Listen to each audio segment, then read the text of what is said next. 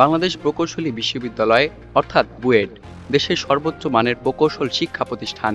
এখানে ভর্তি হওয়ার জন্য উচ্চ মাধ্যমিকে অসাধারণ ফলাফলের পাশাপাশি কঠিন ভর্তি পরীক্ষায় উত্তীর্ণ হতে হয়। 4 বছরের দীর্ঘ bachelor of science in engineering অর্থাৎ বিএসসি ইঞ্জিনিয়ারিং সম্পন্ন করতে শিক্ষার্থীদের তাত্ত্বিক, ব্যবহারিক, গবেষণামূলক এবং শিল্প খাত সংশ্লিষ্ট জটিল পাঠ্যক্রম মোকাবেলা করতে হয়। অন্যদিকে পলিটেকনিক্যাল ইনস্টিটিউটগুলো মূলত কারিগরি শিক্ষার আওতায় চলে।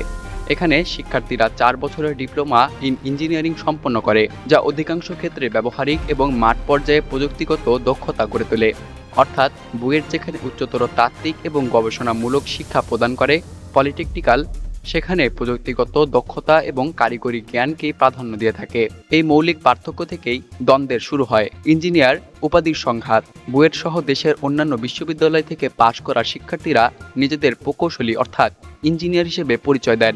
তাদের যুক্তি হলো, আন্তর্জাতিকভাবে ইঞ্জিনিয়ার শব্দটি বিশ্ববিদ্যালয় পর্যায়ের ব্যাচেলর ডিগ্রিধারীদের জন্য নির্ধারিত, কিন্তু পলিটেকনিক্যাল ডিপ্লোমা গ্র্যাজুয়েটরাও নিজেদের ইঞ্জিনিয়ার হিসেবে পরিচয় দিতে চান।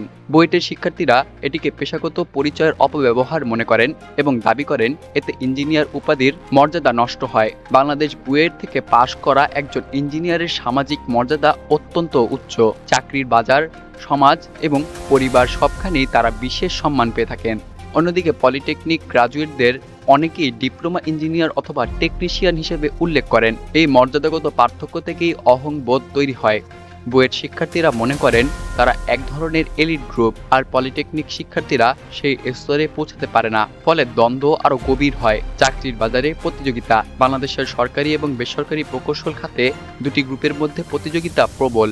সাধারণত বুয়েট ইঞ্জিনিয়াররা পরিকল্পনা, নকশা, গবেষণা এবং ব্যবস্থাপনায় বেশি ভূমিকা পালন করেন, আর ডিপ্লোমা গ্র্যাজুয়েটরা মাঠ পর্যায়ে সাইট ম্যানেজমেন্ট এবং প্রযুক্তিগত কাজ পরিচালনা করে থাকেন। কিন্তু বাস্তবে চাকরির বাজারে এই সীমারেখা সবসময় স্পষ্ট থাকে না।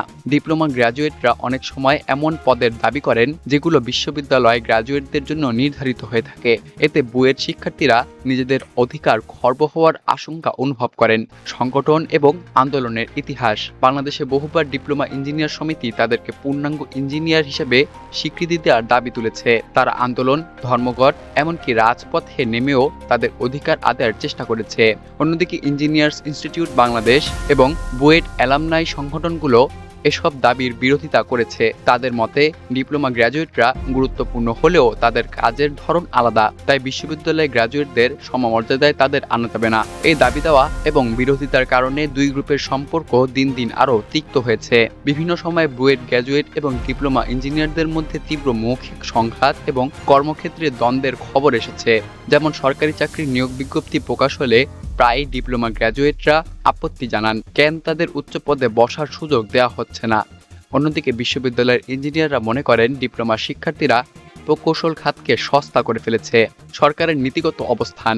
সরকার ডিপ্লোমা এবং বিশ্ববিদ্যালয় গ্র্যাজুয়েট উভয়ের জন্য আলাদা পদ এবং পদমর্যাদা নির্ধারণের চেষ্টা করেছে, তবুও বাস্তবে দ্বন্দ্ব পুরোপুরি মেটেনি। অনেক সময় রাজনৈতিক প্রভাবে ডিপ্লোমা গ্র্যাজুয়েটদের দাবি আংশিকভাবে মেনে নেওয়া হয়, যা বিশ্ববিদ্যালয় গ্র্যাজুয়েটদের ক্ষোভ আরও বাড়িয়ে তোলে। আবার কখনো বুয়েট অ্যালামনাইয়ের চাপের কারণে ডিপ্লোমা গ্র্যাজুয়েটদের দাবি প্রত্যাখ্যান হয়। আন্তর্জাতিকভাবে ইঞ্জিনিয়ার শব্দটি বিশ্ববিদ্যালয় পর্যায়ের ডিগ্রিধারীদের জন্য ব্যবহৃত হয়ে থাকে, আর ডিপ্লোমাধারীদের টেকনোলজিস্ট অথবা টেকনিশিয়ান বলা হয়। বাংলাদেশে এই বৈশ্বিক মানদণ্ড পুরোপুরি প্রয়োগ করা যায়নি। এই কারণে বিভ্রান্তি তৈরি হয়েছে এবং সামাজিক ও পেশাগত ক্ষেত্রে বিরোধ আরও জটিল আকার ধারণ করেছে। সমন্বয়ের প্রয়োজনীয়তা। বাস্তবে দেশের উন্নয়নের জন্য বুয়েট গ্র্যাজুয়েট এবং ডিপ্লোমা গ্র্যাজুয়েট উভয়েরই অবদান অপরিহার্য। একজন পরিকল্পনা তৈরি করেন, অন্যজন সেই পরিকল্পনা মাঠ পর্যায়ে বাস্তবায়ন করেন। অর্থাৎ দুইজনের সহযোগিতা ছাড়া প্রকৃত উন্নয়ন সম্ভব হবে না। তাই দ্বন্দ্ব না বাড়িয়ে পারস্পরিক শ্রদ্ধাবোধ এবং কাজের স্পষ্ট সীমারেখা তৈরি করা জরুরি। বাংলাদেশে বুয়েট ইঞ্জিনিয়ার এবং পলিটেকনিক ডিপ্লোমা গ্র্যাজুয়েটদের দ্বন্দ্ব বহুদিনের।